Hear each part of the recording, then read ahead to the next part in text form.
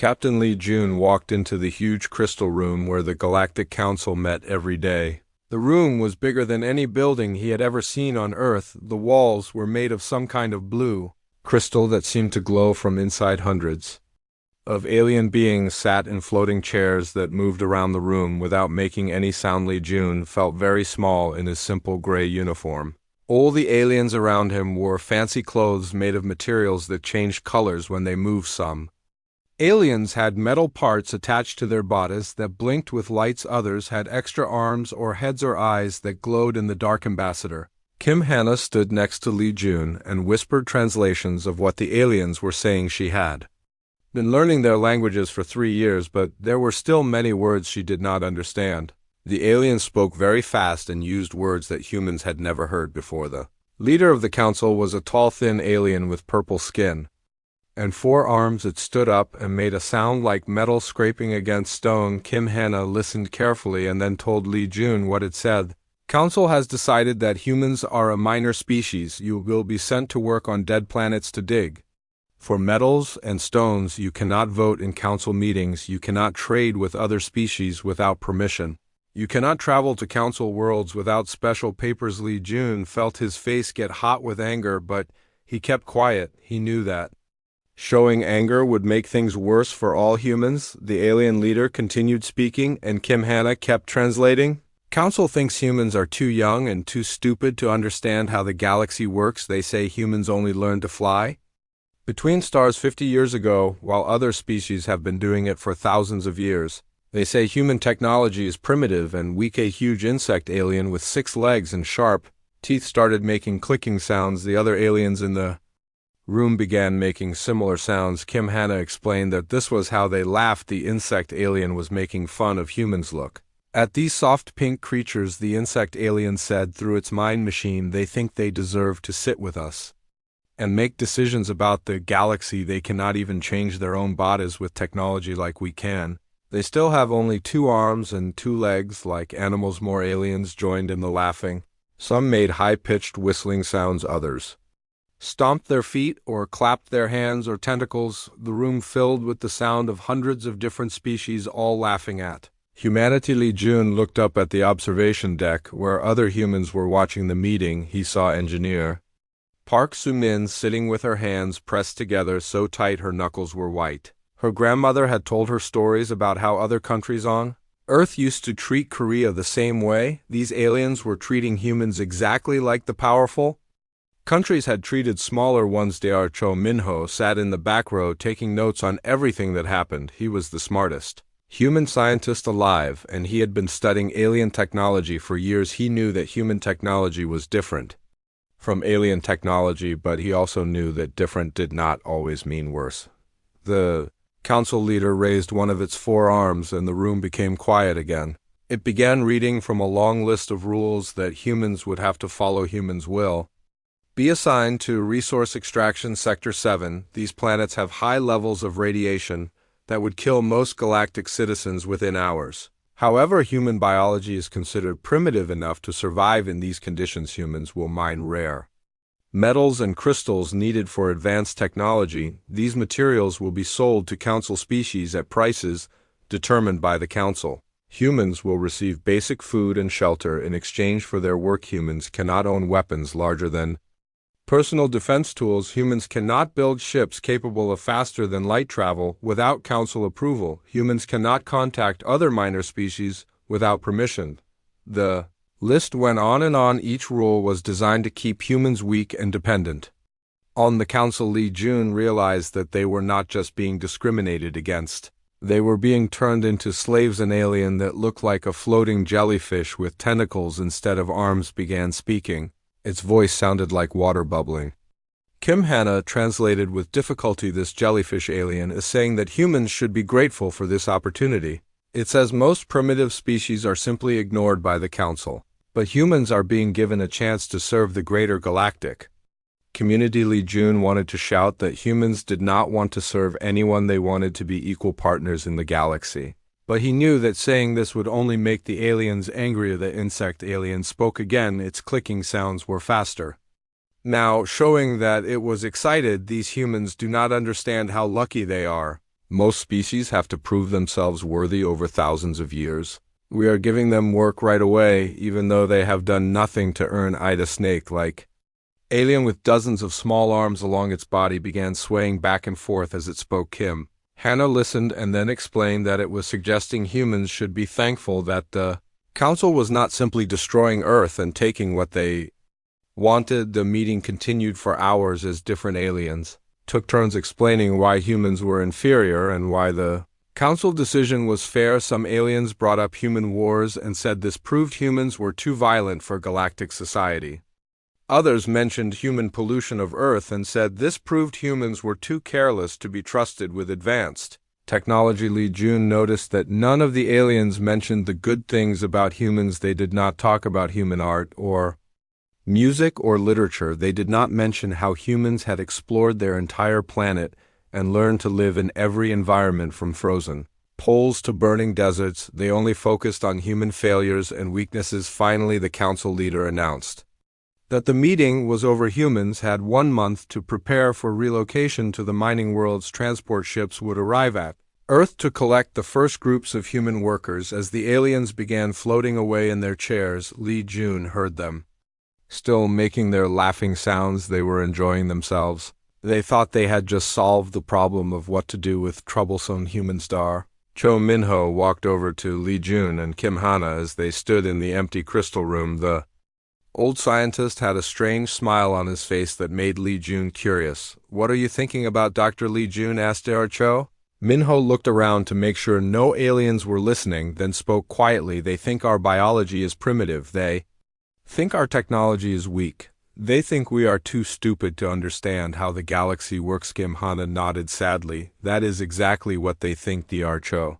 Minho smiled wider. "But they are wrong about everything. Human biology is not primitive. It is adaptable. Human technology is not weak. It is reliable. And humans are not stupid. We are creative." Lee Jun felt a small spark of hope. "What do you mean?" The old scientist put his hand on Lee Jun's shoulder. "These aliens have made the biggest mistake in galactic history. They have underestimated humanity, and they are about to learn that underestimating humans is the most dangerous thing anyone can do." As they walked out of the crystal chamber, Lee Jun began to understand that this was not the end of humanity's story in the galaxy. It was just the beginning, and the beginning was going to surprise everyone.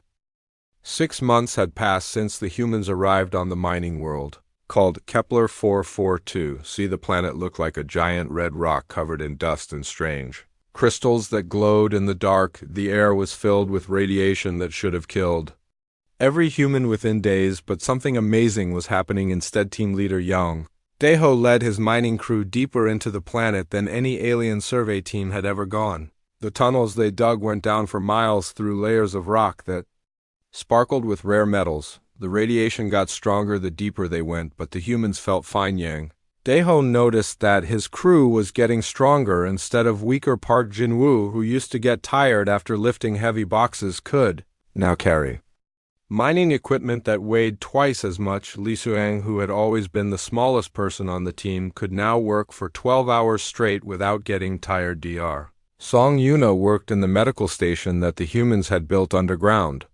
She took blood samples from every worker every week to check if the radiation was making them sick. What she found made her so excited that she ran through the tunnels to find Yang Daeho's blood tests show something incredible.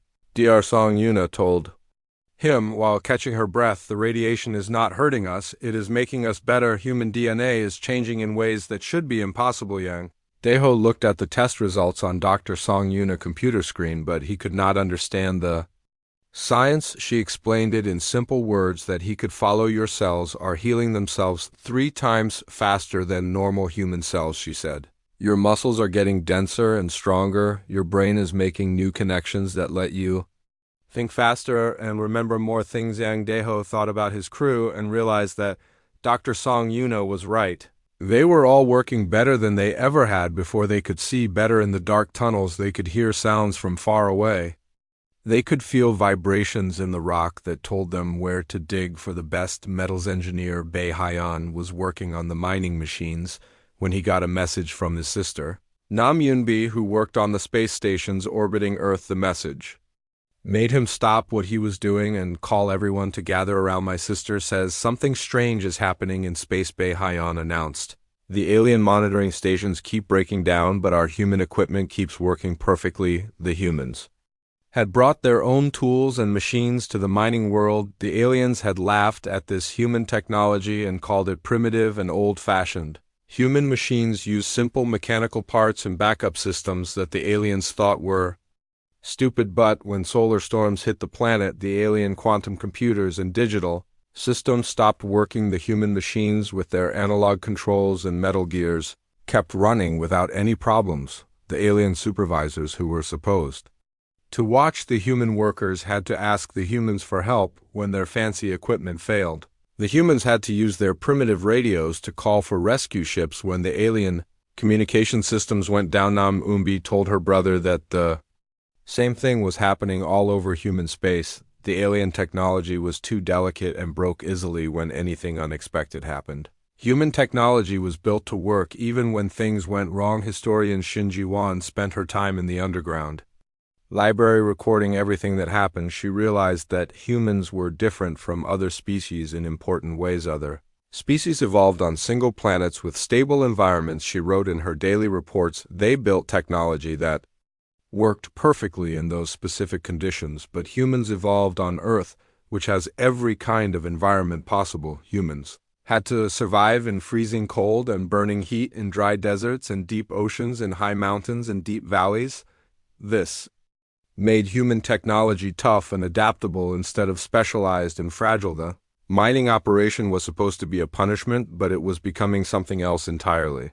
The humans were not just surviving, they were thriving in conditions that would kill most aliens. Zhang Deho organized his crews to work more efficiently than the aliens had ever imagined possible. They found rare metal deposits that the alien surveys had missed. They invented new ways to extract crystals without damaging them. They built better tools using materials they found in the mines. Dr. Song Yuna continued studying the changes in human biology. She discovered that the radiation was not just making humans stronger, it was unlocking abilities that had been hidden in human DNA. For thousands of years, humans on Earth had always been able to adapt to new environments faster than other animals, she explained to Yang Deho. This radiation is speeding up that adaptation process. Your bodies are becoming optimized for life in space. The mining crews started reporting strange new abilities. Some humans could sense metal deposits through solid rock. Others could feel changes in air pressure that warned them about tunnel collapses. A few could even see different types of radiation with their bare eyes. Engineer Bei Hyan made another discovery while repairing the mining equipment. The human machines were not just more reliable than alien technology, they were also more efficient. They used less energy to do the same work, and they could be repaired using simple tools and common materials. The alien machines required special parts that could only be made on advanced worlds. Using complex manufacturing processes, if an alien machine broke down, it had to be sent back to the factory for repairs, but human machines could be fixed by any skilled worker using basic tools. This gave humans a huge advantage in the harsh environment of the mining world. When equipment broke down, the humans could fix it immediately and keep working. The aliens had to wait weeks or months for replacement parts to arrive from their homeworlds. Dr. Song Yuna made her most important discovery while studying brain scans of the mining crews. The radiation was not just changing their bodies, it was changing their minds. Human brains were forming new neural pathways that increased intelligence and creativity. The workers were coming up with better solutions to problems faster than ever before. They were inventing new techniques for mining and refining that the aliens had never thought of. They were working together as a team more effectively than any alien species. Yang Deho realized that the Galactic Council had made a terrible mistake. They thought they were punishing humans by sending them to dangerous worlds, but they had actually given humans the perfect training ground to discover their true potential. The mining world was becoming a laboratory where humans were evolving into something more than they had ever been before. The radiation that was supposed to kill them was making them stronger, smarter, and more capable. But the most important discovery was not scientific, it was strategic. The humans were learning that they did not need alien technology to survive in space. They had their own advantages that were better than anything the aliens possessed. Jiwan wrote in her final report of the day the Galactic Council thinks they have neutralized the human threat by isolating US on dead worlds, but they have actually created the perfect conditions for human evolution. The mining operation was supposed to break human spirit and prove that humans were inferior to alien species. Instead, it was proving that humans were uniquely suited for the challenges of space exploration. As Yang Deho looked around at his crew working efficiently in the glowing tunnels, he smiled. The aliens had laughed at humanity and called them primitive, but soon the aliens would learn that primitive did not mean weak. The humans were ready for whatever came next, and what came next would shock the entire galaxy. The alarm bells rang through the underground human base as fleet commander Jiang Minsu studied the scanner, reading ships were coming from deep space and they were not bringing supplies.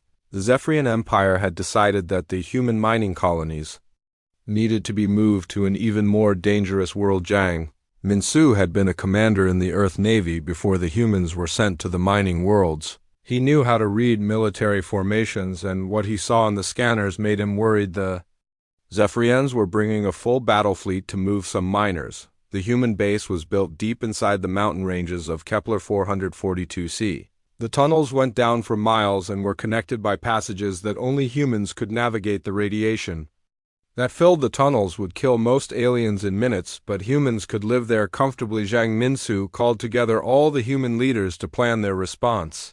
Yang Deho brought his mining crews, Dr. Song Yuna brought her medical team. Engineer Bei Haiyan brought his technical specialists. They had 36 hours before the Zephyrian fleet arrived. We are not going to run away, Jiang Minsu told the assembled humans. We have made this world our home and we are going to defend it. The Zephyrians think they can just push us around because we are a minor species. They are about to learn that humans do not give up easily. The humans had been preparing for this moment, even though they did not know it. The months of mining had given them detailed maps of the entire planet. They knew every tunnel, every cave, every deposit of rare metals. They had turned the planet into a fortress without realizing it. Dr. Song Yuna had been studying the enhanced abilities that humans were developing. She knew that human reflexes were now 3 times faster than normal human reflexes. Human pilots could react to threats faster than any alien species engineer. Bei Haiyan had been modifying human ships and equipment to work better in the radiation environment. The human vessels were now tougher and more reliable than when they first arrived. Their simple mechanical systems had been upgraded with new materials found in the mine's communications. Specialist Hong Xiala had been listening to alien radio transmissions for months. She had learned to understand several alien languages and had figured out how their communication systems worked. Her enhanced brain could process information faster than any computer. When the Zephyrian fleet arrived in orbit around Kepler 442c, they expected to find frightened human miners ready to surrender. Instead, they found empty mining sites and no response to their demands for surrender. The Zephyrian commander sent down survey teams to locate the human population. The teams landed near the mining sites but found only abandoned equipment and empty buildings. The humans had vanished without a trace. What the Zephyrians did not know was that the humans were watching them from underground. Hosiala was intercepting all their communications and translating them for the human defenders. The Zephyrians were confused and starting to get angry. The first attack came when a Zephyrian shuttle tried to land near the main mining complex. Human pilots flying modified mining ships came out of hidden tunnels in the mountains. The Zephyrian pilot had never seen anything like it. The human ships moved in ways that seemed impossible. They flew through clouds of radiation that should have killed their electronics. They dodged enemy fire with precision that no computer could calculate. They attacked from angles that made no sense. According to military tactics pilot Kim Youngman had been flying cargo ships between Earth and the Moon before coming to the mining world. Now his reflexes were enhanced by radiation exposure and his ship was upgraded with new materials. His vessel could survive hits that would destroy a normal spacecraft. The Zephyrian shuttle was equipped with advanced shields and weapons that had never been defeated in battle, but the human ships were using the planet radiation as a weapon. They channeled energy from the planetary core through their improvised weapon systems. The Zephyrian technology was designed To fight other advanced civilizations with similar equipment, it was not designed to fight ships that could operate in lethal radiation fields. The Zephyrian shields failed when exposed to the energy levels that humans were generating more Zephyrian. Ships entered the atmosphere trying to support their damaged shuttle, but the humans had prepared for this too. They had placed automated defense systems throughout the mountain ranges. Using materials mined from the planet, the defense systems were not sophisticated by alien standards. They were simple mechanical devices that fired projectiles using chemical explosives. But they were hidden in places where alien sensors could not detect them, and they were immune to electronic warfare. The battle turned into a nightmare for the Zephyrians there. Advanced ships were being destroyed by primitive weapons. Their sophisticated tactics were useless against enemies who did not follow any logical patterns. Hong Xiala was listening to the Zephyrian military communications and translating them for Commander Jiang Minsu. The enemy commander was reporting to his superiors that the humans were using impossible technology. The human ships should not be able to function in this radiation environment. The Zephyrian commander transmitted their weapon systems should have failed hours ago, but they are getting stronger instead of weaker. Engineer Bei Haiyan explained to Jiang Minsu why the human technology was working so well. The radiation that kills alien electronics actually provides power for human systems. We have learned to use the planet environment as a source of energy. The battle reached its climax when the Zephyrian fleet tried to bombard the human positions from orbit. Chief Engineer Quan Taeyan had been preparing for this possibility. He had built a network of energy collectors throughout the mountain ranges. When the Zephyrian ships fired their weapons at the planet's surface, the energy was absorbed by the collector network and channeled back at the attacking ships. The Zephyrians found themselves being attacked by their own weapons. The Zephyrian fleet commander realized that his forces were being defeated by an enemy that should have been helpless. He gave the order to retreat, but promised that the Galactic Council would send a much larger force to deal with the human problem. As the Zephyrian ships disappeared into hyperspace, the humans emerged from their underground bases. They had won their first battle against the Galactic Council, but they knew it was only the beginning. Dr. Song Yuna was treating the few human casualties from the battle. She noticed that the injured humans were healing faster than ever before the combat stress had triggered another wave of evolutionary changes. Communications specialist Hong Xiala was monitoring broadcasts from across the galaxy.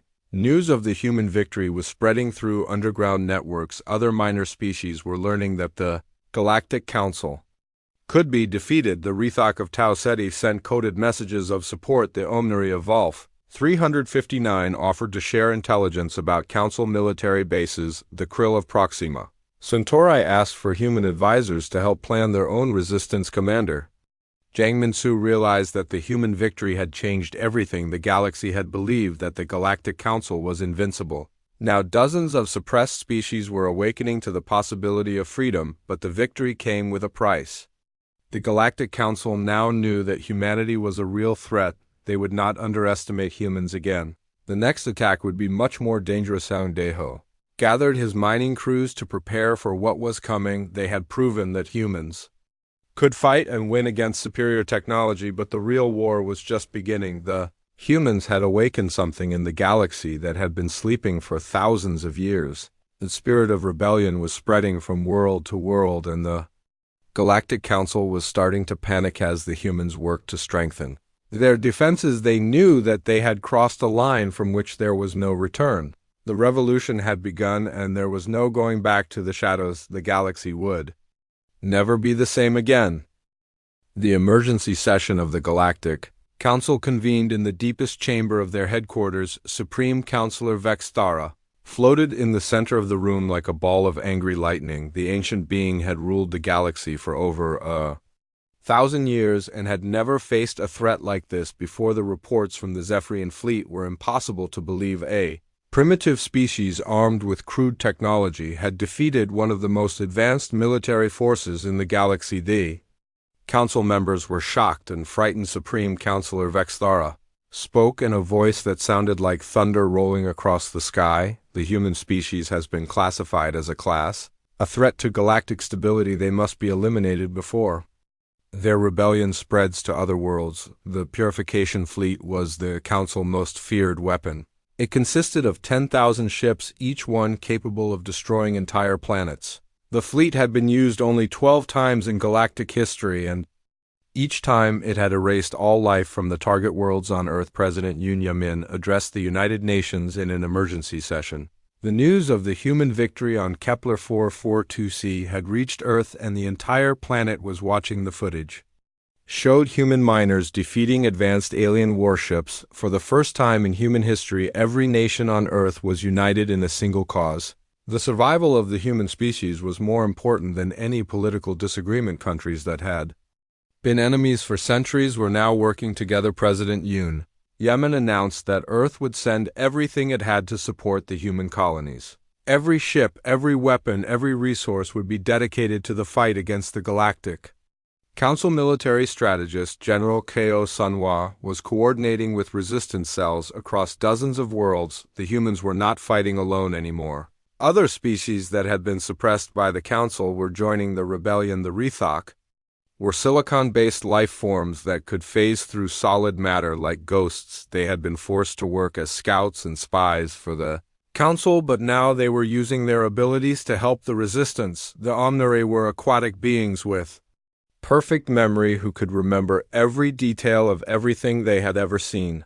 The Council had used them as living databases, but now they were sharing intelligence about Council military installations. The Krill were insectoid creatures with a hive mind that allowed them to coordinate perfectly with each other. They had been used as construction workers, but now they were organizing multi-species resistance operations. General Ko Sunhwa realized that each species had unique abilities that could be combined to create something more powerful than any single species could achieve. The alliance was becoming stronger than the sum of its parts. The first joint operation was planned as a raid on the Council primary weapons depot in the Vega system. Admiral Choi Young-sik would lead the attack using ships from all the allied species. The mission required perfect coordination between species that had never worked together before. Rethok scouts would phase through the security barriers. Omnuri technicians would disable the defense systems using their perfect memory of Council protocols. Human pilots would extract the team using their enhanced reflexes. The weapons depot was protected by layers of security that had never been breached in over 1,000 years. Energy shields, quantum encryption systems, automated defense platforms, and a garrison of Council elite guards. But the Alliance had advantages that the Council had never faced before. The Rethok could walk through solid walls. The Omnuri could remember every detail of the security systems. The Krill could coordinate the attack with perfect precision. Admiral Choi Young-sik led the human attack squadron toward the depot while the other species executed their parts of the plan. The Rethok scouts had already penetrated the facility and were reporting on guard positions. The Omnuri technicians had accessed the security computers and were systematically disabling the automated defenses. The Krill were coordinating the timing of each phase of the attack through their hive mind communication. The human ships attacked from multiple directions at once using tactics that made no sense to the Council defenders. The humans did not follow standard military formations. They attacked in chaotic patterns that confused the enemy. The Council guards had been trained to fight against other advanced civilizations that used logical tactics and sophisticated weapons. They were not prepared for an enemy that embraced chaos and used primitive technology as a strength. The raid succeeded beyond all expectations. The Alliance forces captured advanced weapons and technology that could be used to arm other resistance groups. More importantly, they had proven that the Council could be defeated by coordinated action, but the intelligence gathered during the raid revealed the true scope of the threat. The Purification Fleet was already mobilizing and would arrive in the Outer Rim systems within months. The Council had also been secretly developing new weapons designed to counter the specific abilities of each resistance species. Anti-phasing fields to stop the Rethok memory scramblers to confuse the Omnuri. Hive disruption weapons to break Krill coordination. Even worse, the Council knew about the radiation enhancement of human biology and had created weapons specifically designed to kill enhanced humans. The Council's greatest strength was their ability to study and counter any threat. General Ko Sunwa realized that the resistance faced its darkest hour. The Council had unlimited resources and thousands of years of experience in crushing rebellions. The Alliance was outnumbered and outgunned, but she also realized that the Council had made a fundamental error. They were treating this like every other rebellion they had faced. They expected the resistance to follow predictable patterns and use conventional strategies. The Council had never faced an enemy like humanity before. Humans had spent thousands of years fighting wars against other humans. They had developed strategies for defeating superior forces through unpredictability and innovation. The Alliance began preparing for the arrival of the Purification Fleet using tactics that no Galactic military had ever seen before. They would not try to fight the Council in conventional battles. Instead, they would use guerrilla warfare and asymmetric strategies. Human advisors were sent to every resistance world to teach other species how to fight. Using human methods, the other species were amazed by human creativity in warfare. What humans called tactics, the aliens called chaos. The Rethok learned to use their phasing abilities for sabotage instead of reconnaissance. The Omniri learned to use their perfect memory for psychological warfare. The Krill learned to use their hive mind for coordinated sabotage across multiple worlds. President Yunyamin made a broadcast to the entire galaxy that was intercepted by resistance groups everywhere.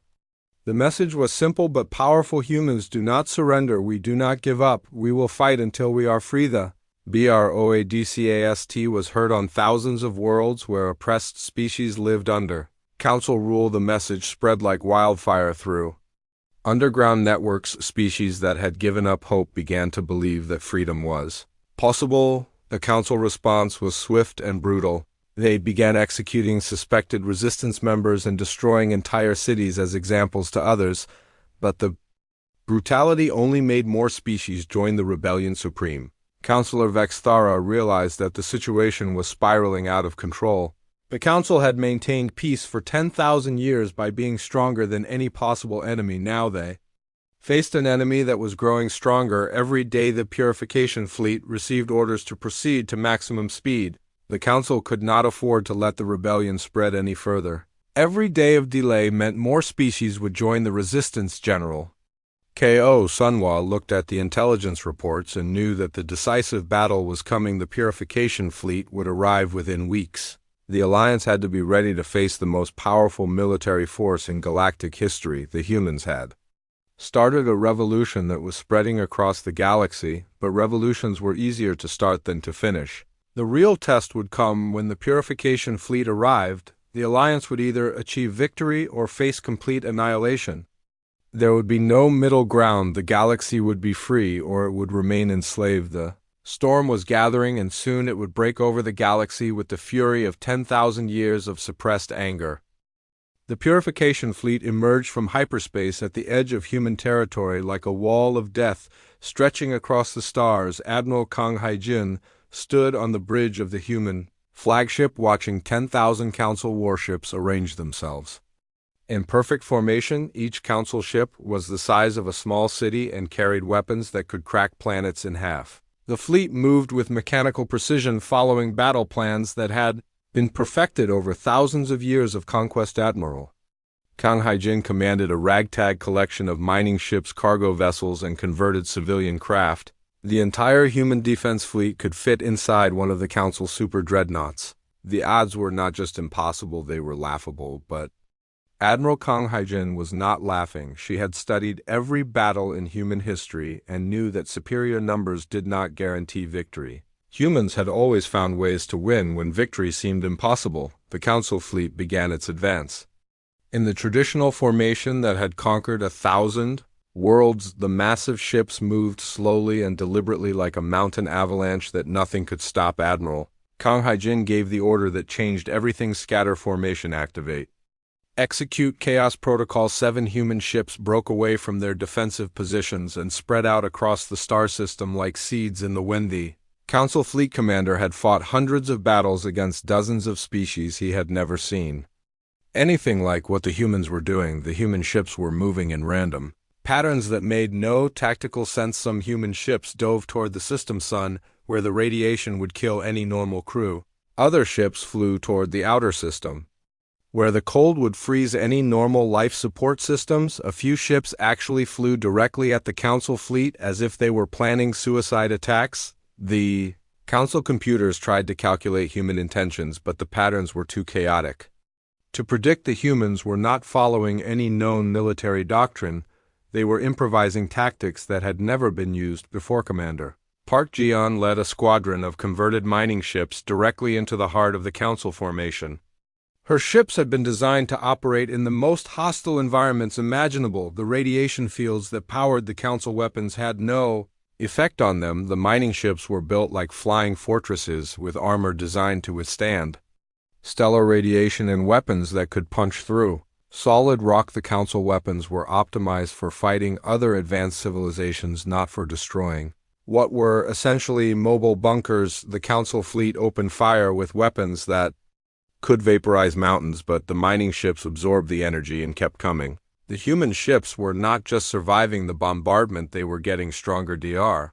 Kim Woojin had made a breakthrough discovery during the months of preparation. Human physiology enhanced by radiation exposure made humans immune to certain types of energy weapons. The Council weapons were actually feeding power to the human ships. The battle became a nightmare for the Council fleet as their own weapons were turned against them. Human ships channeled the energy from Council attacks back through improvised weapon systems. The Council found themselves being destroyed by their own firepower.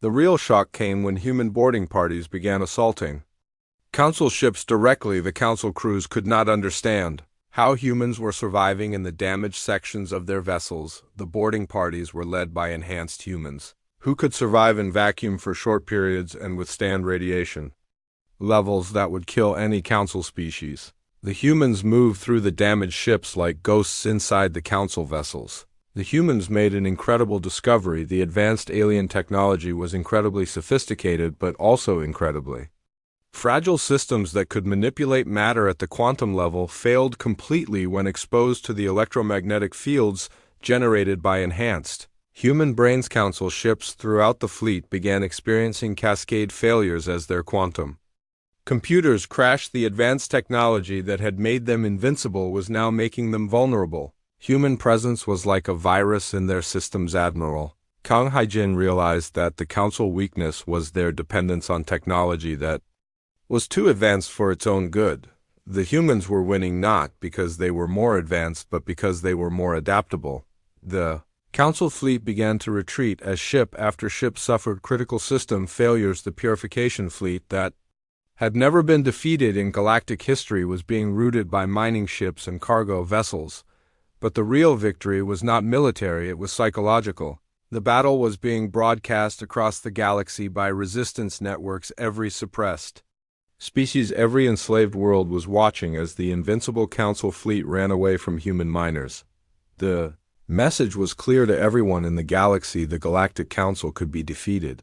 Their technology could be overcome, their military could be beaten by inferior forces using superior tactics. Supreme Counselor Vexthara watched the battle from the Council headquarters in a state of shock. The ancient being had ruled the galaxy for over 1,000 years and had never seen anything like this. The humans were not just winning, they were rewriting the rules of galactic warfare. Everything the Council knew about military strategy was being proven wrong by a species that had only been in space for 50 years. The defeat of the purification fleet sent shockwaves throughout the galaxy on thousands of worlds. Suppressed species rose up against their Council overseers.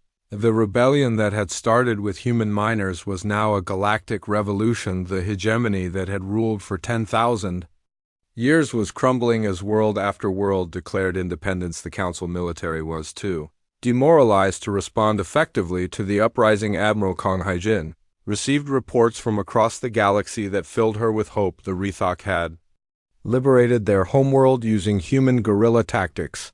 The Umnari had seized control of their orbital stations using psychological warfare techniques learned from humans. The Krill had coordinated simultaneous uprisings on dozens of worlds using their hive mind communication. The revolution was spreading faster than the Council could contain it, but the humans knew that the war was not over yet. The Council still controlled the core worlds and had vast resources to draw upon the defeated. Purification Fleet was only one of many Council military forces. General Ko Sunwa sent a message to all resistance forces across the galaxy. The Council is wounded, but not dead. They will try to regroup and strike back. We must press our advantage. While we have it, the human victory at the Battle of the Outer Rim had broken the myth of Council invincibility, but myths die hard. The Council would not give up their empire without a fight to the death. President Yun addressed the United Nations again with news of the victory, but also with a warning: the Council will become more dangerous as they become more desperate. They will use weapons they have never used. Before the galaxy was at a turning point, the old order was dying, but the new order had not yet been born. The transition would be violent and bloody, but it would also be the birth of something greater. The humans had proven that the seemingly impossible was actually inevitable.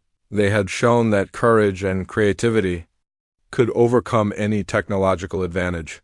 They had given hope to every oppressed being in the galaxy, but the final test was yet to come.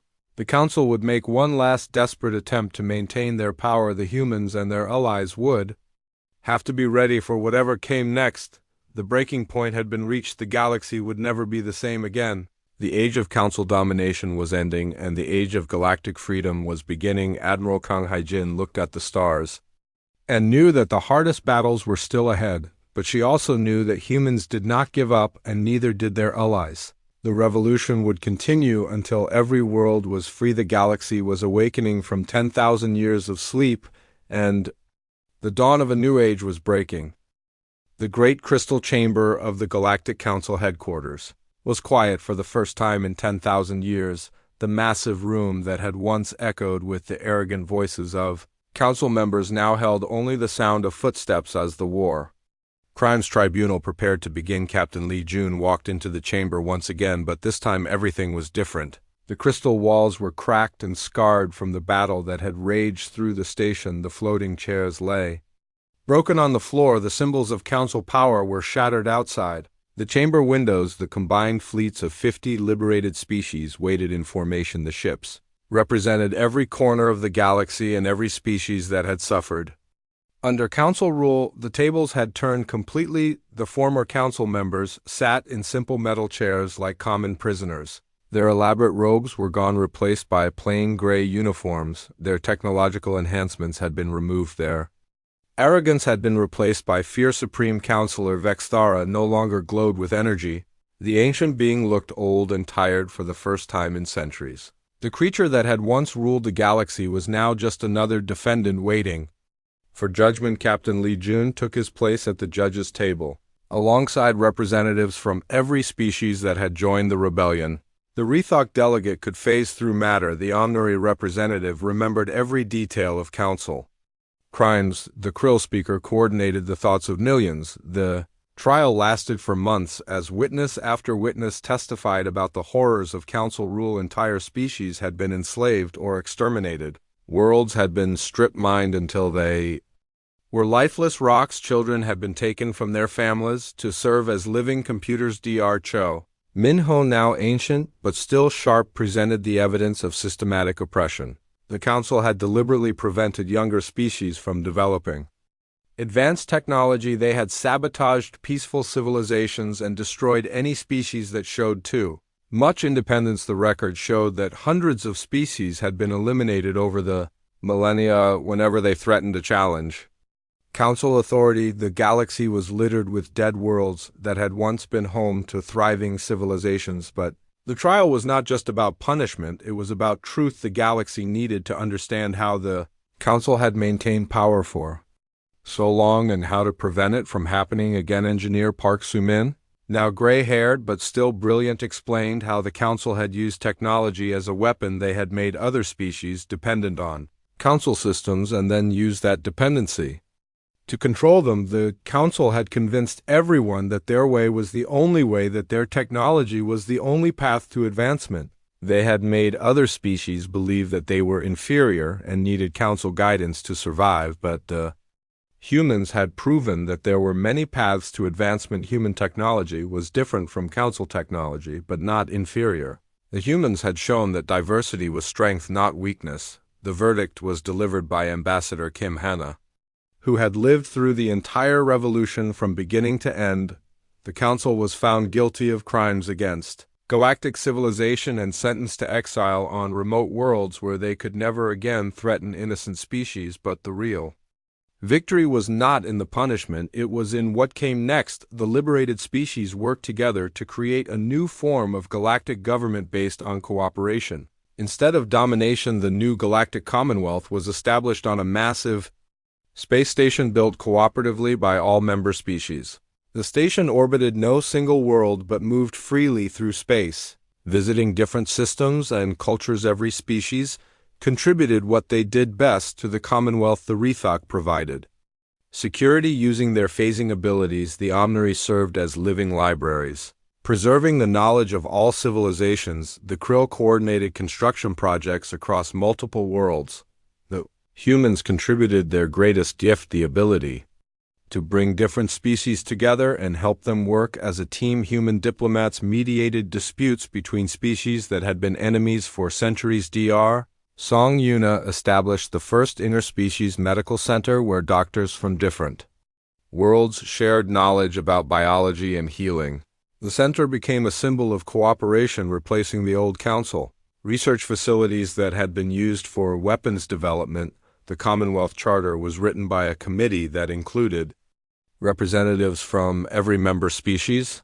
The document established principles that were revolutionary for galactic society. No species would be considered superior to any other. All forms of life would be valued and protected. Technology would be shared freely instead of hoarded by the powerful. Decisions would be made by consensus instead of by force. The Commonwealth capital was not a place but a concept. The government traveled from world to world, holding sessions in different locations so that every species could participate in their own environment. President Yoon Yeoman, now elderly but still energetic, served as the first Director General of the Commonwealth. The position rotated between species every few years, ensuring that no single group could dominate the others. The transformation of the galaxy was not easy or quick. Old habits died hard, and some species struggled to adapt to the new system.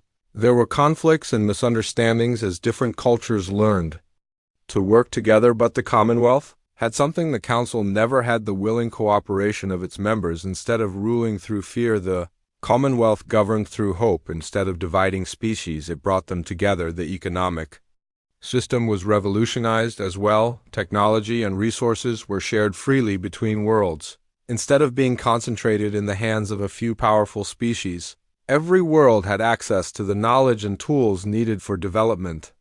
The Vorthek delegate, who had once mocked humanity, now worked alongside human engineers to develop sustainable technology for struggling worlds. The insectoid being had learned that cooperation was more rewarding than domination. Trade routes that had been controlled by the Council were open to all species. Small civilizations that had been ignored for centuries suddenly found themselves connected to the galactic community.